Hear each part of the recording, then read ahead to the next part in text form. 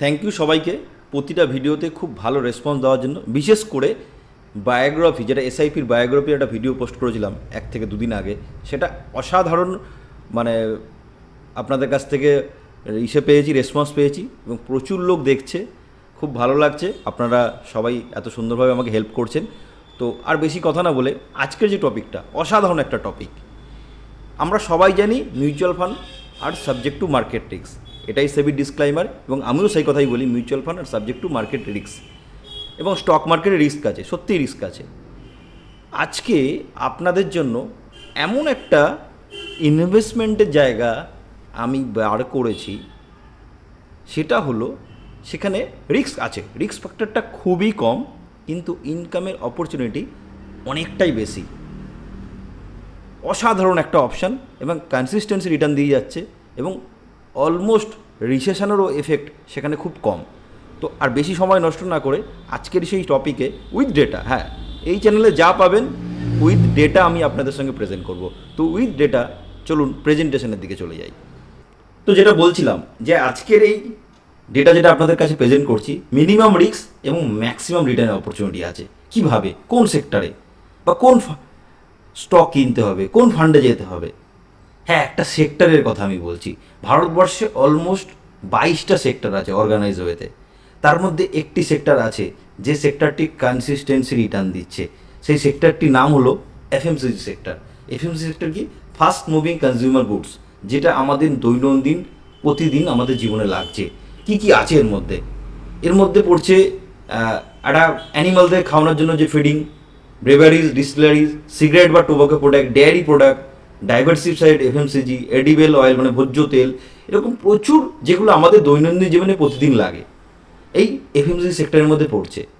এই FMCG sector এত সুন্দর কনসিস্টেন্সি রিটার্ন দিচ্ছে, আমি তার একটা ডেটা আপনাদের জন্য তৈরি করেছি। 96-এর 1 জানুয়ারি এই ইন্ডেক্সটা ফর্ম হয়।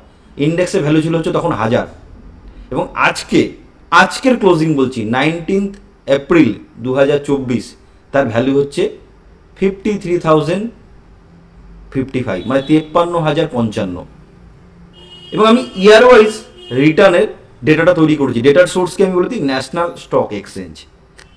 96-এ দেখুন অলমোস্ট 19% রিটার্ন দিয়েছে, 97-এ 58%, 98-এ 22%, 1999 সালে 18%।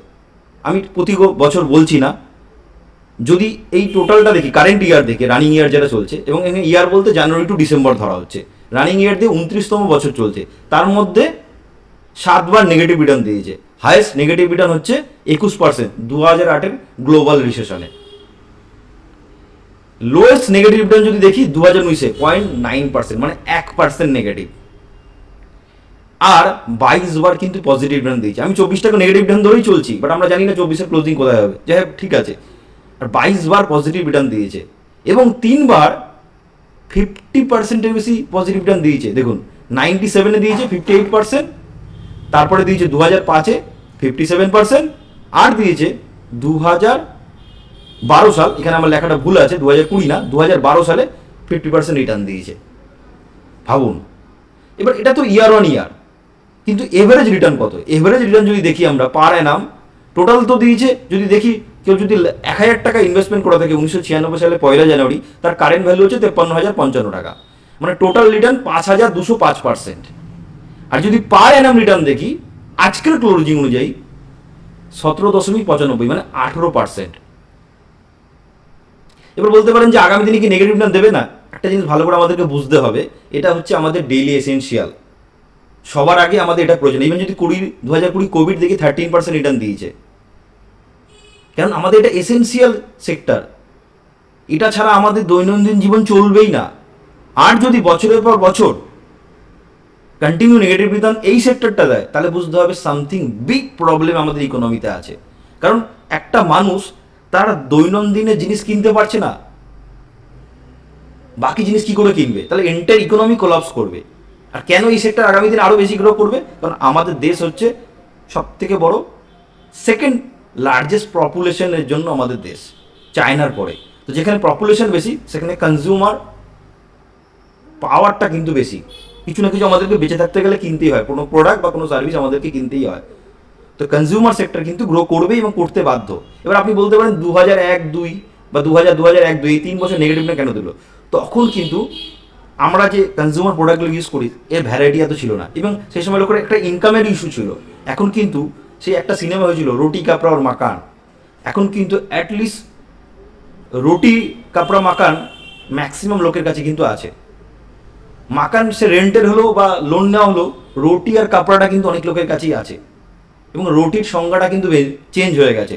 রুটি মানে কিন্তু সেই জবের রুটি নয় এখন আমাদের, রুটি মানে কিন্তু এখন মাল্টিগ্রেন আটা, তারপরে কি লাচ্ছা পরোটা, মানে আরও ভেরিয়েন্ট প্রচুর আছে, বললে অনেক কথা বলা হয়ে যাবে।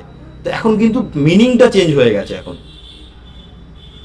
অনেক সেক্টর আছে, এই সেক্টরটা কিন্তু খুব সেফ, মানে সব থেকে সেফেস্ট সেক্টর যদি কিছু হয় ইকুইটি মার্কেটে, এই সেক্টরটা কিন্তু সব থেকে সেফেস্ট। তো এই সেক্টরটাতে ইনভেস্টমেন্ট কিভাবে করা যেতে পারে, অপশন কি কি আছে আমাদের হাতে? অপশন যদি দেখতে যাই, দুটো অপশন আছে, option A option B.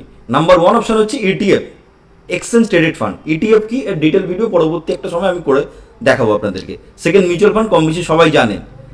ETF এ দুটো অপশন এই মুহূর্তে আছে, যেটা আমাদের ইকুইটি শেয়ারের মতন আমরা আমাদের যে সবার ডিম্যাট এবং ট্রেডিং অ্যাকাউন্ট আছে সেখান থেকে কিনতে পারি।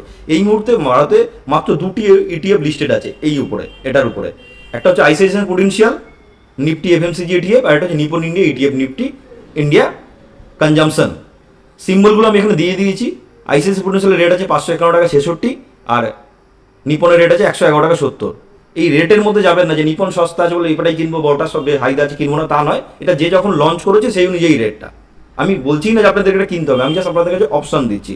এবার ইটিএফ কেনার ক্ষেত্রে কিছু কিছু কন্ডিশন আছে, তখন আমি দিয়েছি। নাম্বার 1 হচ্ছে মিনিমাম আপনাকে একটা কিনতে হবে, ডিম্যাট অ্যাকাউন্ট অবশ্যই থাকা উচিত আপনার, এবং এখানে কি কি কস্টিং আছে, প্রতি বছর ডিপি ভাড়া আছে, এবং যে ট্রেডটা করছেন তার ব্রোকারেজ চার্জেস আছে। আর সব থেকে বড় ব্যাপার যেটা আছে সেটা হচ্ছে এই সেক্টরে কখন ইনভেস্ট করবেন, কখন কম কিনবেন বা কিনবেন না, কখন ওয়েট করবেন, এই টোটাল ব্যাপারটাই এই পোর্টফোলিওটা কিন্তু আপনাকে হ্যান্ডেল করতে হবে। আপনি যদি এই সম্বন্ধে ক্যাপেবল হয় আপনি করুন, আইদার আপনাকে কোনো প্রফেশনাল হায়ার করতে হবে। আরেকটা সেকেন্ড অপশন কি, কম বেশি সবাই জানি। সেকেন্ড অপশন হচ্ছে আমাদের কাছে মিউচুয়াল ফান্ড। এবার এই মিউচুয়াল ফান্ড পাস্ট যেগুলো রানিং চলছে, সেই মিউচুয়াল ফান্ডের রিটার্ন কেমন চলছে সেটা একবার চলুন দেখি। মিউচুয়াল ফান্ডের যে অপশনগুলো আমাদের হাতে আছে, দেখুন নিপনের একটা কনজামশনের ফান্ড বেরিয়েছিল 30/9/2004 সালের ফান্ড। এই ফান্ডটা দেখুন 24 সালে রিটার্ন দিয়েছে 5.78। এবার মিউচুয়াল ফান্ড ইটিএফ এর থেকে বেস্ট, এটা বিতর্কিত বিষয়, কিন্তু কোথাও না কোথাও যদি আপনি মনে করেন যে আপনি ক্যাপেবল নন বা আপনি কোনো প্রফেশনাল লোককে ফিস দিয়ে হায়ার করতে পারবেন না, তাহলে আপনার জন্য মিউচুয়াল ফান্ড বেস্ট। কেন? আজকে দেখুন এই সেম বেঞ্চমার্ককে ইউজ করে এই নিপন ইন্ডিয়ার ফান্ডটা চলছে, তো 24 সালে রিটার্ন কত 5.78। এবং আমি যদি আমার প্রেজেন্টেশন অনুযায়ী আপনাদেরকে দেখাই, যেখানে দেখালাম এই বছরের রিটার্ন কত, দেখুন এই বছরের যদি রিটার্নের দিকে যাই 2024 সালে এখনও এই ইন্ডেক্সটা কিন্তু -7.39% রিটার্ন দিচ্ছে। ব্যাপারটা কিরকম না? যেখানে এই ইন্ডেক্সটা -7.39% রিটার্ন দিচ্ছে, সেখানে এই ফান্ডটা এই বছর এখনও আজকের ক্লোজিং ডেট অনুযায়ী 5.78% পজিটিভ, মানে প্রায় এক্সট্রা, মানে টোটাল ধরলে -7কে রিকভার করে উল্টে পজিটিভ। এবার এটা কি করে? এটাই হচ্ছে ফান্ড ম্যানেজারের কৃতিত্ব। একজন প্রফেশনাল ব্যক্তি যিনি আছেন তিনি কিন্তু এই ফান্ডটাকে প্রপার ওয়েতে ম্যানেজ করছেন, যার ফলে ওই সেক্টর ডাউন থাকা সত্ত্বেও কিন্তু পজিটিভ রিটার্ন জেনারেট করছে। এর মানে এটাই নয় প্রতি বছরই বেঞ্চমার্ককে বিট করবে, কিন্তু বেজানোর কেসে বেঞ্চমার্ককে বিট করে, সেক্ষেত্রে ইটিএফ এর থেকে বেটার অপশন কোথাও না কোথাও মিউচুয়াল ফান্ড। এরকম আরও অনেক ফান্ড আছে, আদিত্য বিড়লার যে নেক্সট ফান্ড আছে দেখুন, সুন্দরমের আছে, এসবিআই কনজামশন আছে, মিরিয়া অ্যাসেট আছে, ক্যান রবিকো, ইউটিআই, টাটা, অনেক ফান্ড আছে। কোন ফান্ড বেটার হবে আমি এখানে বলছি না। তো আপনাদের কাছে এটা একটা সেকেন্ড অপশন হতে পারে। যদি পার্সোনালাইজভাবে আপনারা এটার সম্বন্ধে গাইডেন্স চান, আমি গাইড করতে পারি। ভিডিও ডেসক্রিপশনে আমার মোবাইল নাম্বার দেওয়া আছে, আপনি হোয়াটসঅ্যাপ করতে পারেন বা ফোন করতে পারেন। আরেকটা ব্যাপার, এই কনজামশন ফান্ড আপনি যে কোনো সময় যখন দেখছেন বাজার খুব ডাউন, আপনি কনজামশন ফান্ডে লামসাম করুন, বা যদি এসআইপি থাকে টপ আপ করুন। এর জন্য আপনাকে বেশি রিসার্চ করার দরকার নেই, কারণ আপনাদেরকে আমি ডেটা পয়েন্ট থেকে কিন্তু দেখিয়ে দিয়েছি এই যে কনজামশন সেক্টরটা কীভাবে গ্রো করে, কেন গ্রো করবে। তো আশা করি আপনাদের কাছে কনসেপ্টটা আমি ক্লিয়ার করতে পেরেছি। আপনাদের কাছে আজকের এই ভিডিওর সাবজেক্টটা কেমন লাগলো অবশ্যই কমেন্ট করবেন, এবং আপনাদের রেসপন্স যেভাবে পাচ্ছি আশা করি আপনারা এইভাবেই রেসপন্স দিয়ে যাবেন। সবাইকে অসংখ্য ধন্যবাদ সময় নিয়ে ভিডিওটা দেখার জন্য। আর এই ভিডিওটি যারা দেখছেন এখনও চ্যানেলটি সাবস্ক্রাইব করেননি অবশ্যই সাবস্ক্রাইব করুন। আগামী দিনে আরও অনেক জিনিস এখানে আমি প্রেজেন্ট করব যেটা আমাদের অনেকেরই অজানা। আমি আমার 2007 থেকে 2024 এই 17 বছরের নলেজ আমি এই প্ল্যাটফর্মে ঢেলে দেবো, যাতে আপনারা ফিনান্সিয়ালি নলেজেবল হতে পারেন এবং আপনারা নিজেরা নিজেদের প্রফেশনের পাশাপাশি থ্রু ইনভেস্টমেন্ট একটু হলেও ওয়েলদি হতে পারেন। এটাই আমার লক্ষ্য। সবাই ভালো থাকবেন, বাই।